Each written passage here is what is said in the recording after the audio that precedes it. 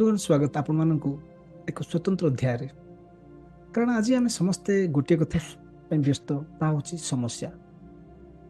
आपण कौन सी सांग को कौन सी परिवार वर्ग को क्या फोन करतु गोटे कथा कहतु भाई मोटे समय दरकार आई वांट 30 मिनिट्स और 1 आवर फ्रॉम यू। आपण संगे संगे कहे अरे भाई भारी व्यस्त अच्छी आज बहुत काम अच्छी हाँ ना आज सबकि समस्त उपलब्ध अच्छी बट गोटे जिन अभाव अच्छे दैट इज टाइम। आप अनुभव करुवे आपण भी निजे एत व्यस्त रुवे जे आपण जो मैंने अति संपर्क घनिष्ठ संपर्क व्यक्ति से समय दे पार कारण आजिकार व्यस्तबहुल जीवन भितर आम समस्ते व्यस्त अति व्यस्त किंतु सतर कौन आम व्यस्त ताकि सतरे एनालिसिस करवा सतरे आम जब अधिक रिसर्च करवा ताले हम जानिबा जे प्रकृति में व्यस्त नुह आम व्यस्त होबार किसी अभिनय करछे व्यस्त होबार किसी आम बाहाना करछे कारण आम प्रकृति समय को किभली भाव ठीक भाव में समय को आम प्रायोरिटाइज करवा ताहा जाने आम कौ समय कौ काम करवा प्रकृति में जानी ना से कौन कौन समस्त व्यस्त। अच्छा यह तो गला समय कथा आ गोटे कथा आप देखो कौन सी जन व्यक्ति सह कथा हूँ प्रथम आप ये समस्या अच्छी ये समस्या अच्छी घर ये समस्या अच्छी कैरियर समस्या अच्छी फैमिली समस्या अच्छी रिलेशनशिप संपर्क समस्या अच्छी और सब बड़ समस्या आम निज सहित समस्या कौन ताला जिते आम किसी कम करने चाहूँ आम इच्छा शक्ति प्रबल हुए आम भाव प्रकृति में मुझे कम आज कर पारि बट आप अनुभव करूँ किसी दिन पर किसी समय पर से इच्छा शक्ति क्रमे आम दुर्बल हो जाए आम से कम को जो दृढ़तार सहित आम निष्पत्ति नहीं कम मुझे करी से कम करूना कहीं किसी गोटे शक्ति अच्छी जो शक्तिर से दृढ़ता आम भितर थिला से दृढ़ता धीरे धीरे कमिगला। यह गोटे स्टूडेंट कहतु गोटे जड़े प्रोफेशनल कहतु जेकोसी जड़े व्यक्ति जड़े बिजनेसमैन हो जड़े साधारण नागरिक भी हो समस्त किसी ना किसी कार्य रही और से कार्य करने समय निष्पत्ति नवा और से कार्य को प्रकृति संपादन करवा प्रकृति जो एक्शन नवा कथा ता भीतर किसी तारतम्य रुहे हाँ ना बंधुगण गुड कारण आपन भी से जड़े व्यक्ति जे बहुत किसी काम करने चाहते बट किंतु आपन जो किसी कार्य करने किसी ना किसी गोटे ऑब्स्टेकल आसे किसी ना किसी गोटे आपनकर कार्य बाधा विघ्न सृष्टि हुए हाँ ना मो सहित घटी तेणु शेष में बहुत रिसर्च करी बहुत गाइडेंस नी बहुत मेंटर सहित रही शेष मुझे गोटे सिद्धांत पहुंची जे यस इट्स पॉसिबल कारण जीवन अच्छी तो समस्या अच्छी। थे बुद्धदेव पाखक जड़े नारी धाई धाई धाई गले कहले बुद्धदेव आपन तो स्वयं भगवान मोर कहीं ना अति गरीब स्त्री बोले मोर कहीं ना सहारा गोटे बोली पुओ थिला से पुओ भी मरीगला आप मत दया करी मो पुओर जीवन बचातु। बुद्धदेव को पाख जी शरण पड़गला बुद्धदेव को पाद तले कांदी कांदी माटी पूरा पादरे पड़ी कांदार लगे बुद्धदेव स्मित हास्य टिके हसी दे कहले ठीक अच्छे माँ गोटे काम कर जड़े एभली व्यक्ति पाखर मुठे चाउल नहीं आस जहाँ घर कहीं मर थे जो परिवार कौन व्यक्ति मृत्युवरण कर से परिवार मुठे चाउल नहीं आस मुझे तुम पुक बचाई देवी। नारी जन को अति श्रद्धा धाइले गोटे घर द्वितीय घर तृतीय घर चतुर्थ घर पंचम घर बुली बुली गाँ सारा बुलिले किंतु खाली हाथ में फेरले बुद्धदेव के पास जो पहुँचले बुद्धदेव कहले माँ चाउल आनलनि माँ से निज उत्तर पाई सारी कारण ये धरा पृष्ठ जन्म होती माने हूँ मर्त्य माने मृत्यु सुनिश्चित हाँ समय आउ आपण को बयस अलग हो पारे किंतु मृत्यु तो सुनिश्चित आसचे माने दिने ना दिन जीवाक पड़ो तो से भाई आम समस्ते कौन करछे विभिन्न समस्या दी गति करछे। तो प्रथम देखिए समस्या कौन से माँ को पुअर मृत्यु समस्या थिला कारण साहा कहीं नथिला किंतु प्रश्न उठुछि जे कौन प्रकृति में जो छुआटी से जन्म देते यह कौन बाध्य थिला जे से छुआटी संपूर्ण भाव जीवन सारा रही था यह भी बाध्य नाला कि आम मन कौन हुए कि आम चिंतन कि विश्वास जन्म दो जे भली मो पु झी मो बुढ़ा हेले मो पाख रे मोर सेवा करेंगे बहुत माँ बापा यही आशा संपूर्ण पूरण हो पारे पूरण न हो पारे किंतु प्रत्येक माँ बाप आशा जे मो पुओ मो झील मो पाख रुहति मो पाख मो सेवा करूँ यह समस्त इच्छा आ इच्छा जो पूरण है गोटे समस्या हो गला ମାଆର ଇଚ୍ଛା ଥିଲା ପୁଅଟି ମୋ ସହିତ ସାରା ଜୀବନ ରହୁ। ସବୁ ମା ବାପାଙ୍କ ଇଚ୍ଛା ଅଛି, କିନ୍ତୁ ବିଧିର ବିଧାନ ଯାହାକୁ ଆମେ କହୁଛେ, ରୁଲ୍ ଅଫ୍ ନେଚର, ପ୍ରକୃତିର ଯେଉଁ ନିୟମ, ତା ବିରୁଦ୍ଧରେ ଆମେ କିଛି କରିପାରିବା ନାହିଁ। ତ ମୃତ୍ୟୁ କେଉଁ ଦିନ କାହା ପାଖକୁ କେତେବେଳେ ଆସିବ ତାହା ଆମ ହାତରେ ନଥାଏ। କାରଣ ଆପଣ ସମସ୍ତେ ଜାଣିଛନ୍ତି ଏଇ ଦୁନିଆରେ ଦୁଇଟି ହିଁ ସତ୍ୟ ଅଛି, ମୃତ୍ୟୁ ଓ ଜନ୍ମ। ତା ଛଡ଼ା ସବୁ ମିଛ। ଏହା ବହୁତ ମହାପୁରୁଷ କହିଛନ୍ତି। ଆପଣଙ୍କ ଗୀତା କୁହନ୍ତୁ, ବାଇବଲ କୁହନ୍ତୁ, କୁରାନ କୁହନ୍ତୁ, ସବୁଥିରେ ସେ ଗୋଟେ କଥା ଲେଖା ହେଇଛି, ଅଲ୍ ଥିଙ୍ଗସ୍ ଆର୍ ଇଲ୍ୟୁଜନ୍। ଦୁଇଟା ଜିନିଷ ସତ୍ୟତା, ଦ୍ୟାଟ୍ ଇଜ୍ ଜନ୍ମ ଓ ମୃତ୍ୟୁ। ତା ଛଡ଼ା ସବୁ ମିଛ। ଆପଣ ଯେକୌଣସି ସମ୍ପର୍କ କୁହନ୍ତୁ ବା ଯେକୌଣସି କଥା ଆପଣ କୁହନ୍ତୁ ବା ଯେକୌଣସି ଭାବନା କୁହନ୍ତୁ, ସବୁକିଛି ମିଛ। କାହିଁକି ନା ଆପଣ ସମସ୍ତେ ଜାଣିଛନ୍ତି ଆଜି ଯାହା ନିୟମ ଆମର ଅଛି ସେ ନିୟମ କାଲି ପରିବର୍ତ୍ତନ ହେଇପାରେ, କିନ୍ତୁ ଜନ୍ମ ଓ ମୃତ୍ୟୁ ଏ ଦୁଇଟିର କୌଣସି ପରିବର୍ତ୍ତନ କେବେ ହେଇନାହିଁ, ହେବ ନାହିଁ ମଧ୍ୟ। ସେଭଳି ବନ୍ଧୁଗଣ ସମସ୍ୟା, ଏହା ତ ବୋଲେ ଗୋଟିଏ ସମସ୍ୟା ଉଦାହରଣ ଦେଇ ଆମେ ଦେଖିଲେ। ଆମ ଜୀବନକୁ ଆମେ ଯଦି ବିଶ୍ଳେଷଣ କରିବା, ଆମ ଜୀବନର ପ୍ରତ୍ୟେକ ଦିନ, ପ୍ରତ୍ୟେକ ମୁହୂର୍ତ୍ତ, ପ୍ରତ୍ୟେକ ସେକେଣ୍ଡ, ପ୍ରତ୍ୟେକ ମିନିଟକୁ ଆମେ ଯଦି ବିଶ୍ଳେଷଣ କରିବା, ଆମ ସହିତ କ'ଣ ସମସ୍ୟା ଅଛି? ହଁ, ଆପଣ କହିବେ ସତ୍ୟ ଅଛି, ବହୁତ ସମସ୍ୟା ଅଛି ଆମ ସହିତ। ଫର ଏକ୍ଜାମ୍ପଲ, ସକାଳେ ମୁଁ ଉଠୁଛେ, ପ୍ରଥମ ସମସ୍ୟା ହେଲା ଆମେ ସମସ୍ତେ ଜାଣିଛେ ସକାଳୁ ବ୍ରହ୍ମ ମୁହୂର୍ତ୍ତରେ ଉଠିବା, ଯୋଗ ପ୍ରାଣାୟାମ କରିବା, ମର୍ଣ୍ଣିଂ ୱାକ୍ ଯିବା, ପ୍ରାତଃ ଯଦି ଆମେ ଭ୍ରମଣ କରିବା ବା ମର୍ଣ୍ଣିଂ ୱାକ୍ରେ ଯିବା, କିଛି ଲାଇଟ୍ ଏକ୍ସରସାଇଜ କରିବା, ତାହେଲେ ଆମ body will remain fit and fine। ଆମେ ସମସ୍ତେ ଜାଣିଛେ। ବଟ୍ ପ୍ରୋବ୍ଲେମ୍ ହେଲା ବା ସମସ୍ୟା ହେଲା କେତେ ଜଣକୁ ଆମେ ଆକ୍ସନ୍ ନେଉଛେ, କେତେ ଜଣକୁ ପ୍ରାକ୍ଟିକାଲି କରୁଛେ, ଆମ ଜୀବନରେ ଏହାକୁ ପ୍ରତିଫଳନ କରୁଛେ। ସମସ୍ତେ ଜାଣିଛେ, ଭାରତରେ ମୁଁ ଭାବୁଛି ଏଭଳି କୌଣସି ବ୍ୟକ୍ତି ନଥିବେ ଯେ ଏ କଥା ଜାଣିନଥିବେ। ସକାଳୁ ଉଠିବା, ବିଫୋର୍ ସନରାଇଜ୍, ଯେ ଆମର ନିତ୍ୟକର୍ମ ସାରିବା, ତାପରେ ଆମେ ଛୋଟି ଏକ୍ସରସାଇଜ କରିବା, ମର୍ଣ୍ଣିଂ ୱାକ୍ କରିବା, କିଛି ଗୋଟେ କାମ କରିବା ଯଦ୍ୱାରା we will remain healthy। କିନ୍ତୁ କଥା ହେଉଛି ଏଠି କାହିଁକି ଆମେ କରିପାରୁନେ, ଏହା ଗୋଟେ ସମସ୍ୟା। ସମସ୍ୟା ହେଲା, ଆରେ ଭାଇ ଦେଖ ସକାଳୁ ଉଠି ହେଉନି। ଲୋକଙ୍କୁ ଆପଣ ଶୁଣିଥିବେ ସକାଳୁ ଉଠିବା ଭାରି କଷ୍ଟ, କାରଣ ନିଦ ସୁଖଦ ନିଦ୍ରାକୁ ଭଙ୍ଗ କରି ଉଠି ଯିବା ଗୋଟେ ସମସ୍ୟା ବା ଚ୍ୟାଲେଞ୍ଜ, ଛୋଟିଆ ସମସ୍ୟା। ନେକ୍ସଟ ସମସ୍ୟା କ'ଣ? ଆପଣଙ୍କର ବିଭିନ୍ନ ସମସ୍ୟା ତାପରେ ସୃଷ୍ଟି ହୁଏ। ଯେଭଳି ଆପଣ ଗଲେ, ଆପଣ ଟଏଲେଟ୍ ଯାଇଛନ୍ତି, ପାଣି ଆସୁନି, ଏବେ ମୁହଁ ଧୋଇବାକୁ ଯାଇଛନ୍ତି, ପାଣି ନାହିଁ। ଏଭଳି କେତେ ଲୋକଙ୍କ ସମସ୍ୟା ଅଛି। ଆଉ କିଛି ଲୋକଙ୍କ ସମସ୍ୟା ଏଇଭଳି ଛୋଟିଆ ମୋଟିଆ ସମସ୍ୟା ସମସ୍ତଙ୍କ ଲାଗି ରହିଛି। ଆଜି ଆପଣ ମାର୍କେଟ ଯାଇଛନ୍ତି, ଯେଉଁ ପରିବା ପାଇବା ପାଇଁ ଚାହୁଁଥିଲେ ତାହା ନାହିଁ, ବା ଆଜି କିଛି ପୂଜା ଅଛି, ଆପଣ ଯେଉଁ ଜିନିଷ ଆଣିବାକୁ ଚାହୁଁଥିଲେ ସେ ଜିନିଷ ଆପଣ ପାଇଲେନି।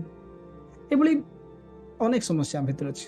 ସକାଳୁ ଉଠୁ ଉଠୁ ଆପଣ ଏଭଳି ଗୋଟେ ଫୋନ୍ ଆସେ ଯେଉଁଥିରେ ଆପଣ ସାଙ୍ଗେ ସାଙ୍ଗେ କିଛି ଲୋକଙ୍କୁ ଆଟେଣ୍ଡ କରିବାକୁ ପଡ଼େ। ଆପଣଙ୍କ ପ୍ଲାନ୍ ଥିଲା ଆଉ କିଛି, ବଟ୍ କାମ ହେଇଗଲା ଆଉ କିଛି।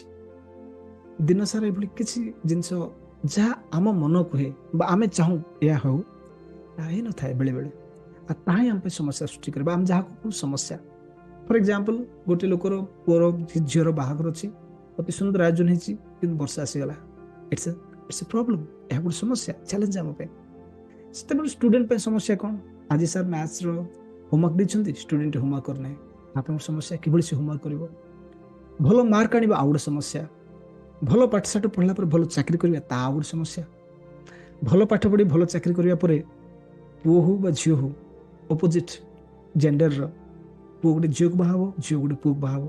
ଭଲ ପୁଅ ବା ଭଲ ଝିଅ ବାହା ହେବ, ଆଉ ଗୋଟେ ସମସ୍ୟା। ବାହା ହେଇଗଲା ପରେ ରିଲେସନସିପ୍ ମେଣ୍ଟେନ୍ କରିବା, ଆଉ ଗୋଟେ ସମସ୍ୟା। ତାପରେ ନେକ୍ସଟ ଜେନେରେସନ୍ କଥା ଚିନ୍ତା କରିବା, ଆଉ ଗୋଟେ ସମସ୍ୟା। ବାହା ହେବା ପରେ ସେଇ ଫ୍ୟାମିଲି ସହିତ ନିଜକୁ ଆଟାଚ୍ କରିବା, ଆଉ ଗୋଟେ ସମସ୍ୟା। ଆପଣ ଦେଖନ୍ତୁ ଜୀବନରେ ଆମ କେତେ ସବୁ ସମସ୍ୟା ଲାଗି ରହିଛି। କାରଣ ପ୍ରକୃତ ସମସ୍ୟା ନୁହଁ, ଦିସ୍ ଇଜ୍ ସିଚୁଏସନ୍ ବା ଗୋଟେ ଆମେ କ'ଣ କହିବା, ଗୋଟେ ଅବସ୍ଥା। କିନ୍ତୁ ଆମେ ତାହା କହୁଛେ ସମସ୍ୟା, କାହିଁକି ନା ଆମେ ଯାହା ଚାହୁଁ ସବୁ ସମୟ ତାହା ଘଟିନଥାଏ। ଆମ ଇଚ୍ଛା ଅନୁସାରେ ଦୁନିଆ ଚାଲେ ନାହିଁ, ତେଣୁ ଆମକୁ ତାହା ସମସ୍ୟା ଭଳି ଲାଗେ। ବେଳେବେଳେ ଆପଣ ଦେଖିଥିବେ ପରିବାରକ ଆଜିକାଲି ଯେଉଁ ବିଭିନ୍ନ ସିରିଏଲ ଚାଲିଛି, ଆପଣଙ୍କର ଟିଆରପି ରେଟ୍ ବଢ଼ିବା ପାଇଁ ସେମାନେ କିଛି ବି କରିପାରନ୍ତି। ଶାଶୁର ବୋହୂ ସହିତ ଗଣ୍ଡଗୋଳ ଚାଲେ, କିନ୍ତୁ କୌଣସି ଗୋଟେ ସିରିଏଲ ଆପଣ ଦେଖିବେ ଗୋଟେ ଭଲ ପରିବାରରେ ଭଲ ସୁସମ୍ପର୍କ ସେମାନେ ଦେଖାନ୍ତିନି। କାରଣ ଭେରି କମନ୍, ଗୋଟେ ପରିବାରରେ ଗଣ୍ଡଗୋଳ ଦେଖିବା ଆଉ ତା ପ୍ରତି ଲୋକଙ୍କୁ ଆକୃଷ୍ଟ ଭାବ ହେବା ବହୁତ କମନ୍। ଏଟା ପ୍ରତ୍ୟେକ ମଣିଷର ଏଭଳି କିଛି କିଛି ସମସ୍ୟା ରୁହେ। ଆପଣ ଯଦି ଗ୍ରାଣ୍ଡ ପ୍ୟାରେଣ୍ଟସ୍ ବା ପ୍ୟାରେଣ୍ଟସ୍, ଆପଣଙ୍କ ଛୁଆମାନେ ଆପଣଙ୍କ କଥା ଶୁଣିବା ନ ଶୁଣିବା ଆଉ ଗୋଟେ ସମସ୍ୟା। ପ୍ରତ୍ୟେକ ବାପା ମା ଭାବନ୍ତି ମୋ ପୁଅ ଆଇଏଏସ୍ ଅଫିସର ହଉ, ଇଞ୍ଜିନିୟର ହଉ, ଡକ୍ଟର ହଉ, ସମଥିଙ୍ଗ କିଛି ବିଗ୍, କିଛି ବହୁତ ବଡ଼ ପଦବୀରେ ରହୁ, ଭଲ ମଣିଷଟେ ହଉ। କେଉଁ ବାପା ମା ଚାହାନ୍ତି ନାହିଁ, କିନ୍ତୁ ଛୁଆ ତାହା ଚାହେଁ ନାହିଁ। ଏଇଟା ଆଉ ଗୋଟେ ସମସ୍ୟା। ବାପା ଚାହାନ୍ତି ଛୁଆ ଭଲ ନମ୍ବର ରଖୁ, ଛୁଆଟି ଭଲ ନମ୍ବର ରଖିପାରେନି, କ୍ଲାସ୍ ଟପର ହେଇପାରେନି, ନିଟ୍ କାଲି ରେଜଲ୍ଟ ମେ ବି କାଲି ବା ଆଜି ରେଜଲ୍ଟ ବାହାରିଛି, ନିଟ୍ରେ କ୍ୱାଲିଫାଏ କରିପାରେନି। ଆଜି ଜଣେ ଭଦ୍ର ମହିଳାଙ୍କ ସହିତ ଏମିତି ସାକ୍ଷାତ ହେଲା। ଭଦ୍ର ମହିଳା ଜଣେ ପୁରା ମାନେ ଆପଣଙ୍କ ଅବସ୍ଥା ଦେଖିଲେ ଜାଣିଯିବେ କିଛି ମ୍ୟାଡ଼ାମଙ୍କର କିଛି ଅତି ମାନେ କିଛି ଗୋଟେ ଅତି ନିଜ ଜିନିଷ ହଜିଯାଇଛି ବା ସେଭଳି କିଛି ଗୋଟେ ଘଟଣା ଘଟିଛି ତାଙ୍କ ସହିତ। କଥା ହେଉଛି କ'ଣ, ଝିଅ ନିଟ୍ ଏକ୍ଜାମ୍ ଦେଇଥିଲା, ଲୋ ମାର୍କ ଆସିଛି, କମ୍ ମାର୍କ ଆସିଛି, ଯେଉଁଥିରେ ସେ କୌଣସି ମେଡ଼ିକାଲ ରାଙ୍କ ପାଇବ ନାହିଁ। ମା କାନ୍ଦି ବିକଳ। ଏହା ମାଙ୍କ ପାଇଁ ଗୋଟେ ସମସ୍ୟା।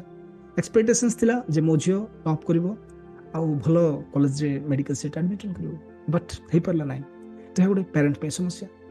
ତ ବର୍ତ୍ତମାନ ଏମିତି ସମସ୍ତଙ୍କ ପାଇଁ କିଛି ନା କିଛି ସମସ୍ୟା ଲାଗି ରହିଛି, ଅନ୍ତ ନାହିଁ ସମସ୍ୟା। ପ୍ରତ୍ୟେକ ଦିନ ପ୍ରତ୍ୟେକ ମୁହୂର୍ତ୍ତ ଆପଣ ଅଫିସ୍ ଯିବେ, ଅଫିସ୍ରେ ଆଉ ଗୋଟେ ସମସ୍ୟା, ମେ ବି ଫ୍ରେଣ୍ଡ ସର୍କଲ୍ ଯିବେ, ଫ୍ରେଣ୍ଡ ସର୍କଲ୍ରେ ଆଉ ଗୋଟେ ସମସ୍ୟା ଆସିଯିବ, ଘର ଭିତରେ ସମସ୍ୟା, ଘର ବାହାରେ ସମସ୍ୟା, ପ୍ରକୃତିର ସମସ୍ୟା, କରୋନା ଆସିଗଲା ଆଉ ଗୋଟେ ସମସ୍ୟା ସୃଷ୍ଟି ହେଇଗଲା। କୋଭିଡ ପରେ ଆପଣ ଦେଖିଥିବେ ଡେଫିନେସନ୍ ଚେଞ୍ଜ ହେଇଗଲା, ଏଜୁକେସନ୍ ସିଷ୍ଟମର, ବିଜନେସ୍ର ସମସ୍ୟା ପ୍ରତ୍ୟେକ ମଣିଷ ପାଇଁ ଲାଗି ରହିଛି।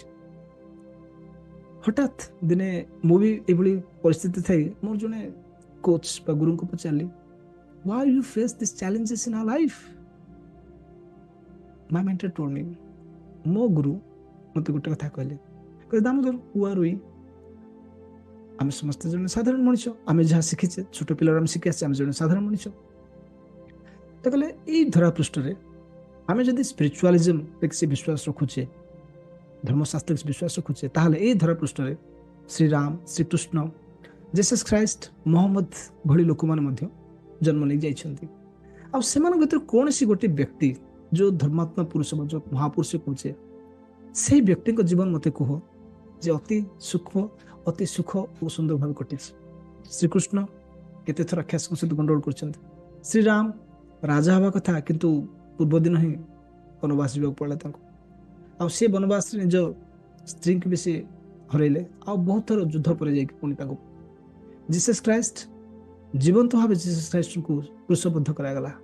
ମହମ୍ମଦ ସେଭଳି କିଛି କଠିନ ପରିସ୍ଥିତିରେ ଗତି କରିଥିଲେ। ତ ଏଠି ଯେଉଁ ମହାପୁରୁଷମାନେ ଏଠି ଆସିଛନ୍ତି, ସମସ୍ତଙ୍କୁ କିଛି ନା କିଛି କଠିନ ପରିସ୍ଥିତି ଦେଇ ଗତି କରିବାକୁ ପଡ଼ିଛି, ଆଉ ସେ କଠିନ ପରିସ୍ଥିତି ଦେଇ ଗତି କରିବା ଯୋଗୁଁ ହିଁ ସେମାନେ ମହାପୁରୁଷ ବୋଲି ଆଖ୍ୟା ପାଇଛନ୍ତି। କେବେ ବି କୌଣସି ସାଧାରଣ ସୁଖରେ ଥିବା ମଣିଷକୁ କେବେ କୌଣସି ମହାପୁରୁଷ ଆଖ୍ୟା ମିଳି ନାହିଁ।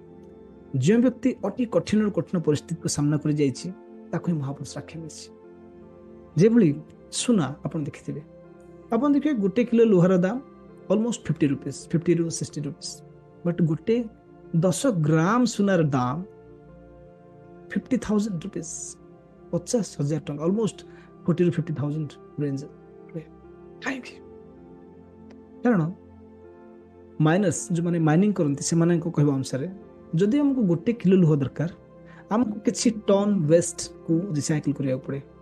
କିନ୍ତୁ ଯଦି 1 ଆଉନ୍ସ ମାନେ 30 ଗ୍ରାମର ସୁନା ପାଇଁ ଆମକୁ ଲୁହାର ଅରାଉଣ୍ଡ 100 times ଯେଉଁ ଆମର ର ମେଟେରିଆଲ ଅଛି ବା ଓର୍ ଅଛି ତାକୁ ରିସାଇକ୍ଲିଂ କରିବାକୁ ପଡ଼େ। ସେଇଥିପାଇଁ ସୁନାର ମୂଲ୍ୟ ଅଧିକା। ଆଉ ସୁନା କିଭଳି ସୃଷ୍ଟି ହୁଏ? ସୁନାକୁ ବହୁତ ଗରମ କରାଯାଏ, ଅତି ଉତ୍ତପ୍ତ ତାପମାତ୍ରା ଗରମ କରାଯାଏ, ତେବେ ଯାଇ ସୁନାର ଚମକ ଆସେ, ଚକଚକ ହୁଏ। ତ ସେଭଳି ବନ୍ଧୁ ଆମ ଜୀବନରେ ଆମେ ଯାହା ଭାବୁଛେ, ଯେଉଁ ସବୁ ପରିସ୍ଥିତି ଆସୁଛି ବା ଯେଉଁ ସବୁ ପରିସ୍ଥିତି ଆମେ ସାମ୍ନା କରୁଛେ, ଯେଉଁ ପରିସ୍ଥିତି ଆମ ଇଚ୍ଛା ବିରୁଦ୍ଧରେ ହେଉଛି, ସେଇସବୁ ପରିସ୍ଥିତି ଆମ ପାଇଁ କାହିଁ ସୃଷ୍ଟି ହେଲା? ପ୍ରଥମ ଥର ପାଇଁ ଯଦି ଆମେ ସାଧାରଣ ମଣିଷଟି ଭାବିବାକୁ, ଲାଇଫ୍ ଇଜ୍ ଭେରି ବୋରିଂ ୟାର, ମୋ ପାଇଁ ସବୁ ସମସ୍ୟା ଅଛି, ମୁଁ ଯେତେବେଳେ ଯାହା କରୁଛି ସେତେବେଳେ ସିଷ୍ଟମ ଚେଞ୍ଜ ହେଇଯାଉଛି, ମୁଁ ଯେତେବେଳେ ଏକ୍ଜାମ ଦେଉଛି ସେତେବେଳେ ପେପର ଲିକ୍ ହେଇଯାଉଛି, ମୁଁ ଯେତେବେଳେ ଏକ୍ଜାମ ଦେଉଛି ସେତେବେଳେ ହିଁ ସିଷ୍ଟମ ଚେଞ୍ଜ ହେଉଛି। ମେ ବି ଜଣେ ସାଧାରଣ ମଣିଷ ଏଭଳି ଭାବରେ କମ୍ପ୍ଲେନ୍ କରେ, ଆମେ ସବୁବେଳେ କମ୍ପ୍ଲେନ୍ କରୁ ପ୍ରତ୍ୟେକ କଥାରେ। ପାଠ ପଢୁଛି, ଇଲେକ୍ଟ୍ରିକ ଚାଲିଗଲା, କରେଣ୍ଟ ଚାଲିଗଲା, ଆଉ ପାଠ ପଢି ହେବନି। କିଛି ଚେଞ୍ଜେସ୍ ଆସିଗଲା, ସମ୍ ଚେଞ୍ଜେସ୍ ଇନ୍ ସିଷ୍ଟମ ଚେଞ୍ଜ ହେଇଗଲା, ଏ ଦୁନିଆ ଭାରି ଖରାପ, ଏ ସରକାର ଖରାପ, ଏଇ ଲୋକମାନେ ଖରାପ, କେବଳ ମୁଁ ଜଣେ ଭଲ ଦୁନିଆରେ। କମ୍ପ୍ଲେନ୍ କମ୍ପ୍ଲେନ୍ କମ୍ପ୍ଲେନ୍, ସକାଳୁ ଉଠିବା ଠାରୁ ରାତି ଶୋଇବା ପର୍ଯ୍ୟନ୍ତ ସେମ୍ ଥିଙ୍ଗ। ବଟ୍ ଆମେ ଯଦି ଆଉ ଗୋଟେ ଆଙ୍ଗେଲରୁ ଚିନ୍ତା କରିବା, ଆଉ ଗୋଟେ ଦିଗରୁ ଚିନ୍ତା କରିବା, ଏ ସମସ୍ୟା ଆମ ପାଖକୁ କାହିଁକି ଆସିଲା? ସମସ୍ୟା ତ କହିବା ନାହିଁ, ଏଇଭଳି ପରିସ୍ଥିତି ଆମ ସହିତ କାହିଁ ସୃଷ୍ଟି ହେଲା? ତାର ଆଉ ଗୋଟେ ଦିଗ ଅଛି। ସେ ଦିଗଟି ହେଲା, ଆମେ ଯଦି এই ସମସ୍ୟାକୁ ବା ଏଇ ଯେଉଁ ପରିସ୍ଥିତିକୁ ଯଦି ଅତିକ୍ରମ କରି ଚାଲିଗଲେ, ତାହେଲେ କ'ଣ ହେବ? ଗୋଟେ ଛୁଆ ଘଣ୍ଟାରେ 5ଟି ଗଣିତ ସମାଧାନ କରିପାରେ, ତାକୁ ଯଦି ଶିକ୍ଷକ 8ଟି ଗଣିତ ଦେଇଦେଲେ କରିବା ପାଇଁ, ताले कौन हम दुईटा परिस्थिति गोटे परिस्थिति प्रथम परिस्थिति स्टूडेंट भाव मो पॉसिबल नुह शिक्षक को गाड़ी दब बा स्टूडेंट चिंता कर अरे जदि शिक्षक बा टीचर मत 8टी गणित देते समाधान करने yes it's big opportunity for me एगोटे मो गोटे बहुत बड़ सुजोग मो निज टैलेंट को शो करने और सतर से चेष्टा कर से छुआटी 8टी गणित कर बट जदि से अनुभव कर इट्स चैलेंज फॉर मी मो समस्या mindset will go to negative आउ से केबे भी ते काम कर परिबो नै किंतु से जदि चिंता करबो जे हम पॉइंट अपॉर्चुनिटी हम पॉइंट सुजोग ताल से स्टूडेंट कोन करबो फटाफट फटाफट से गणित करबा स्टार्ट करबो कोटा इजी फर्स्ट करबो बा कोटा डिफिकल्ट तापर रखिबो एटलीस्ट 8टी न करबी 7टी तो कर परिबो 7टी न 6टी भी कर परिबो एटलीस्ट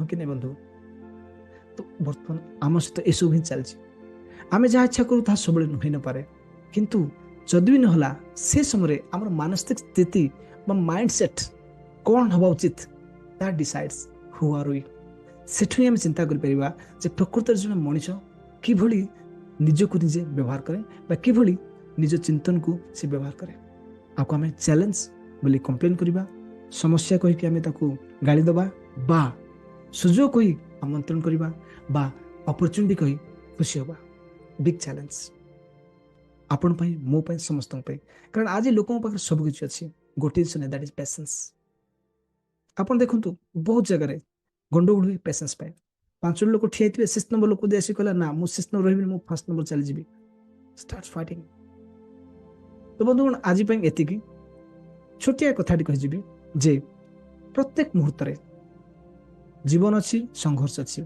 तो संघर्ष को हमें कंप्लेन करी गाली दबा बा से परिस्थिति को सुजोग बोली भाबी अपॉर्चुनिटी बोली भाबी खुशी अधिक कार्यक्रम होबा आ हमर निजर प्रोडक्टिविटी के बढ़ाइबा दुईटा रास्ता ए रास्ता बी अपन कौन कोड रास्ता चूज करेंगे डिपेंड्स ऑन यू अपन को निर्भर कर सो थैंक यू बंधुगण आज आम समस्या विषय चिंता कले नेक्स्ट एपिसोड रे आपण मानू आउ टे दिग्दर्शन देवी और समस्या कहीं आसे ता विषय आलोचना करवा कारण प्रत्येक आम भावुचे बॉडी सब किसी नो ये जो बॉडी आम देखुचे शरीर किसी नुह यह किसी मात्र आ छड़ा और किसी बहुत जिन अच्छी जहाँ कंट्रोल करे तो बंधुगण wait for the next episode next video आउ जदि आपण माने ए चैनल को लाइक और सब्सक्राइब करना I request all of you to please like and subscribe the channel कारण एथरे मोटे सीरीज ऑफ वीडियोस दबा पय जाउची जो थे मोर बहुत लर्निंग अछि I have spend more than 10 lakh मो जीवन रे मो लैक्स ऑफ मनी खर्च करछि खर्च तो कहबिनी इन्वेस्ट कहबी ताकू इन विनियोग करछि बा इन्वेस्ट करछि विथ माय गुरुज जो गुरु माने my digital gurus from India from abroad और जो मते सिखैछथि Damodar you have to help people तो काउ हेल्प करिवो help your fellow man help the person who are in family तुम फैमिली लोकन को हेल्प करो help the person the neighbours तुम चतुर्पार्श्व लोक सेमान हेल्प कर पकने कारण प्रत्येक ह्यूमन बीइंग सेम जदि आम भीतर डिफरेंस अच्छी दैट डिफरेंस इन माइंडसेट आम चिंतन डिफरेंस आउ से चिंतन डिफरेंस आमको अति तल स्तर को नहीं जाए पारे आमको अति उच्च स्तर को नहीं जाए पारे बंधुगण आज आपण मानू विदाय नौ आज यही एपिसोड पे यही अध्याय पे किंतु आम यात्रा जारी रहिबो आउ प्रतिदिन हम किसी नुआ किसी शिखिबा आ मो रिक्वेस्ट आपण ए वीडियो देखिला परे आपण कोन लर्निंग्स आपण कोन शिक्षा लाभ कलेठो जदि काइंडली आपण माने कमेंट बॉक्स रे लिखिबे तब कौन हम आपण को भी किसी भल लगे जे आप शिक्षा लाभ कले और आ छड़ा आपण सहित जो सांग साथी जो मान से भी अनुभव करेंगे जे ये वीडियो आम ये किसी शिक्षा लर्निंग्स पाई पार्लु थैंक यू बंधुगण थैंक यू वेरी मच नमस्कार।